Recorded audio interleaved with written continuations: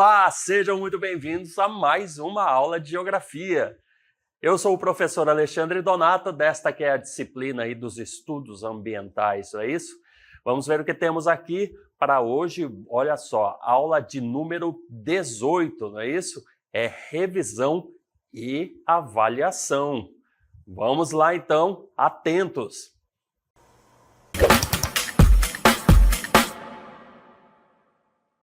Vamos lá então, gente, iniciando aqui a nossa primeira parte da revisão, começando já falando sobre o capitalismo, tá? Então, só lembrando, nós vamos relembrar, né? Só lembrando que nós vamos relembrar aspectos que nós vimos aí durante a unidade de estudo. O que é o capitalismo, então, gente, para a gente começar? O capitalismo é um sistema econômico onde os meios de produção são privados e visam lucro. O capitalismo se baseia, então, gente, na livre concorrência, propriedade privada e acumulação de capital, não é isso? Ou seja, a acumulação de dinheiro, a acumulação de lucros, tá? E influenciando, então, a organização social e econômica de um país, de um bloco econômico e, aliás, no mundo todo nós temos aí a influência do capitalismo. Então, desde que o capitalismo surgiu, nós tivemos diferentes fases, tá? Então nós vamos ver aqui as fases do capitalismo, iniciando pelo capitalismo comercial, que também foi chamado de mercantilismo. Final da Idade Média ao século XVIII, e foi caracterizado, então, pelo comércio internacional e acumulação primitiva de capital. Então, se você parar para pensar ali, fim da Idade Média até por volta do século XVIII, aquelas grandes navegações, né, que a gente vai já falar sobre isso, mas enfim, tudo está incluído aí nesse processo. Então, nós tivemos depois o capitalismo industrial, que ali é século XVIII ao século XIX, que foi marcado pela famosa Revolução Industrial, e a mecanização da produção e crescimento das fábricas foi o momento, então, onde tudo se acelerou. Depois nós passamos para o capitalismo financeiro, no final do século XIX ao XX, não é isso? Com a predominância do capital financeiro, bancos e corporações multinacionais. Observem aí que, se você parar para pensar no papel que os bancos desempenham no capitalismo, você vai ver o quanto o capitalismo financeiro é importante aí na história dessas dinâmicas, desse processo civilizatório. E aí nós chegamos ao capitalismo informacional. Atenção às palavras, tá? Então, final do século XX até o momento presente, a gente vive esse capitalismo informacional que foi impulsionado pela revolução digital, assim como da globalização e a economia baseada em informação e tecnologia, tá? E aí, gente, nesse ínterim surgem aí alguns dos conceitos, tá, que a gente precisa saber quando fala em capitalismo, quando a gente fala, como eu disse, nesse processo civilizatório aí que manda na sociedade nos dias de hoje, né? Vamos falar um pouquinho sobre o neoliberalismo. O que foi o neoliberalismo? Foi uma ideologia econômica que ressurgiu na década de 1970. Ele promove políticas de desregulamentação, privatização e redução do papel do Estado na economia. Então, essa redução do papel do Estado é justamente essa desregulamentação, tá? Além disso, ele defende a liberalização do comércio, a flexibilização do mercado de trabalho e a ênfase na eficiência do mercado. Ele sofre críticas, tá? O que os críticos argumentam, então? Que o neoliberalismo pode aumentar desigualdades sociais, pode enfraquecer a proteção trabalhista e ambiental e também pode reduzir a capacidade do Estado de fornecer serviços públicos essenciais. E isso, se a gente for aí verificar a história toda das dinâmicas das sociedades e sua relação, não é isso, com esses métodos capitalistas, com esse processo civilizatório, a gente vai ver que realmente existem os lados tanto positivos quanto negativos, e isso aparece muito na desigualdade social, né, que nós vivemos aí ao longo do planeta. Mas enfim, a gente vai falar um pouquinho de blocos econômicos, como vocês vão ver, para a gente entender uma dessas formas como esses grupos se organizam aí nesse ínterim do capital, não é isso? Blocos econômicos, então, gente, o que são os blocos econômicos? São agrupamentos de países que estabelecem acordos para promover a integração econômica e comercial entre si, tudo bem? Então, um bloco se junta e entre si eles promovem essa integração econômica, tem ali algumas facilidades que eles se permitem entre uns e outros, mas não quer dizer que eles pratiquem aí essa bondade toda com todos os outros demais países do planeta. Eles visam reduzir ou eliminar barreiras tarifárias e não tarifárias e facilitam, então, com isso, o comércio e a cooperação econômica, volto a dizer, entre os membros do mesmo bloco econômico. Nós temos alguns exemplos aí, né, de blocos econômicos. Então, temos aqui a União Europeia, a Cooperação Econômica Ásia-Pacífico, que é a APEC, e nós temos também a Comunidade dos Estados Independentes, que é a CEI, a Comunidade para o Desenvolvimento da África Austral, que a gente conhece muito mais por essa sigla SADC, né, do inglês, que é o Southern African Development Community. Oxe, imagina, falo muito inglês, dentre outros, tá? Então esses blocos, eles buscam aumentar a competitividade econômica e o desenvolvimento regional. E aí, quando a gente fala ali na competitividade econômica, eles buscam aumentar a competitividade dos países de um bloco com países de outro bloco, ou até mesmo os países que não estão inseridos em blocos, que são pouquíssimos na Terra, tá?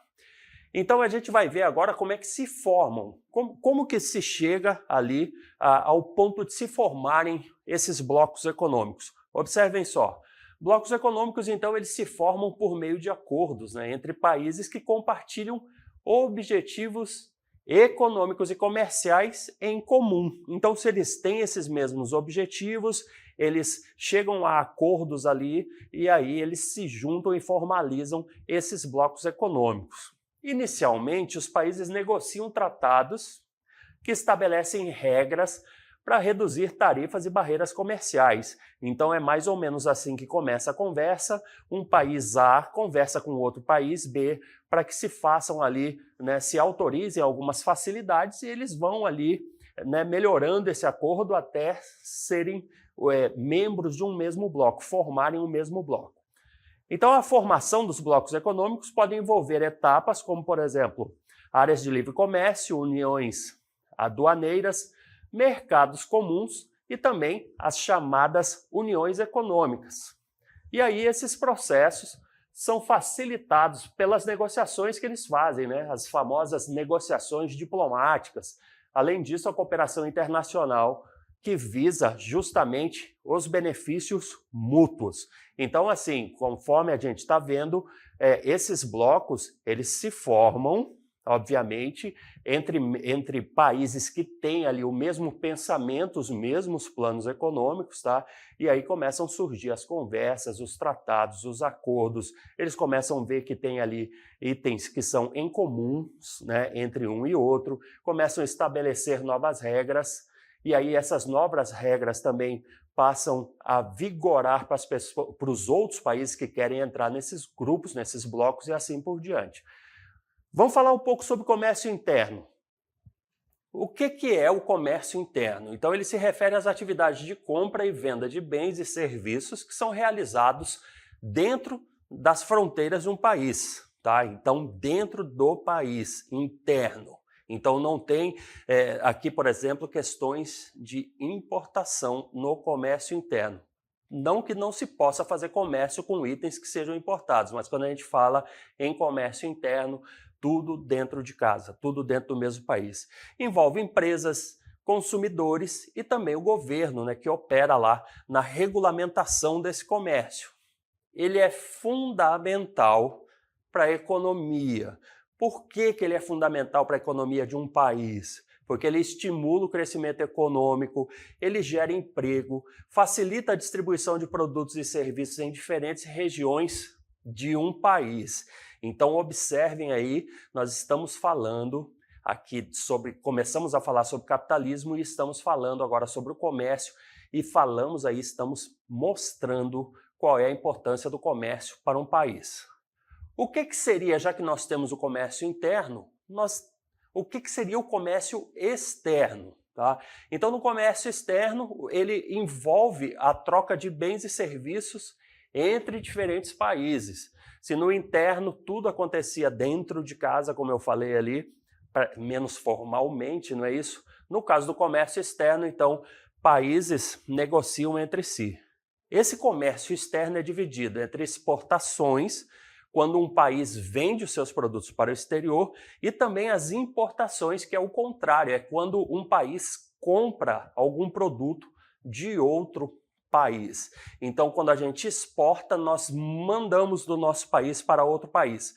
Quando a gente importa, nós importamos ou compramos de outro país para o nosso país, tá bom? Então, o comércio exterior é um elemento vital da economia global, especialmente pelas trocas de importação e exportação, não é isso? Então, existe lá, inclusive, aquelas análises da balança comercial entre importação e exportação. Geralmente, um país que exporta mais do que importa, ele tem mais lucros do que dívidas, né? Uma vez que ele vende mais do que compra. Além disso, o comércio exterior contribui significativamente para o crescimento econômico dos países, justamente por conta de, se nós estamos vendendo mais para outros países do mundo, obviamente nós estamos tendo mais lucro se, na mesma medida, nós estivermos comprando menos, né? Na mesma medida não, né? Mas, assim, na mesma transação, comprar menos, vender mais, tá bom? E o que é muito importante para essas transações todas, gente? As famosas redes de transportes. E aí a gente vai falar, iniciando aí, observando essa canoa que está nesse bonito igarapé. A canoa, sem sombra de dúvida, é o maior símbolo da logística amazônica, não é isso? Então vamos falar sobre essas redes de transporte. As redes de transporte são sistemas interconectados que facilitam o movimento de pessoas, de mercadorias, de serviços, de um lugar para o outro. Eles agilizam, não é isso? As redes agilizam tudo isso. Essas redes incluem diversas modalidades de transporte. Então, rodoviário é uma dessas modalidades de transporte, o ferroviário é outra, aéreo, marítimo, fluvial, e aí nós temos outras ainda que vamos comentar. Essas redes de transporte são essenciais para a logística e a distribuição eficiente de produtos, influenciando diretamente o comércio, tanto interno quanto externo, tá? Então existem redes de transporte que elas estão ali formadas e facilitam toda essa movimentação dentro de um mesmo país, mas há outros tipos de redes que inclusive permitem aí que um país negocie através dessa mesma rede com outro país. E existe ainda, gente, se você parar para pensar, algumas regiões do país têm estradas que saem do Brasil e vão até outros países da América Latina. Mas nós temos também a possibilidade de que nós vamos levar, que a gente leve algum produto por estrada até onde dê, e talvez a gente chegue lá e tenha uma rede ferroviária, por exemplo, trilhos, e aí a gente embarque aquele material ali num trem e depois esse trem vai parar na beira do mar, no continente ali próximo do mar, e aí nós embarquemos determinado produto ali nos navios e isso continue, tudo bem? Então vamos falar sobre esses modais de transporte e entender como é que isso funciona. Os modais de transporte referem-se aos diferentes métodos que são utilizados, então, para mover pessoas e mercadorias aí pelo mundo, né, de um lugar para o outro. Cada um desses modais possui as suas características específicas e atende aí a diversas necessidades logísticas e também se atende às necessidades logísticas, ao comércio interno e externo, não é isso? Também atende aí às necessidades econômicas e geográficas dos lugares.